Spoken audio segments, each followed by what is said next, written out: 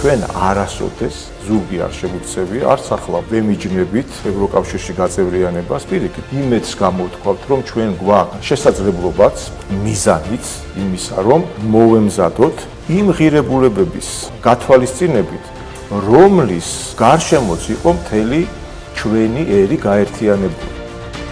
რატომ არ მიენიჭა იმ ორ ქვეყანასთან ერთად საქართველოს კანდიდატის სტატუსი? ჩვენ კეთილსინდისიერი დავალების შემსრულებელი ქვეყანა, რომელსაც ჰქონდა გაწერილი ეს საშინაო დავალება და ლიდერი ვიყავით ამ ქვეყნებს შორის.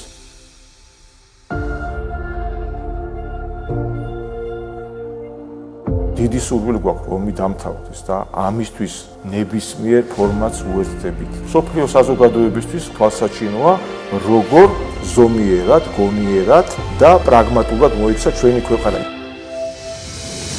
ჩვენ ხო ვიცით, რომ თავად BBC-ც მსხვერპლია იმ ძალის, რომელსაც მართავს ამ ევრობიუროკრატიას და მართავს ამ რადიკალურ თასს.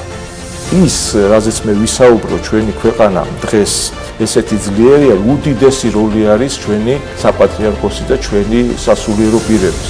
საზოგადოების უმრავლესობა ხარს უჭერს საქართველოს ხელისუფლებას. თანაზიარია იმ პოლიტიკის, აპოლიტიკასაც აწარმოებს საქართველოს ხელისუფლება. ამიტომაც არის მშვიდობა და სტაბილურობა ამ ქვეყანაში.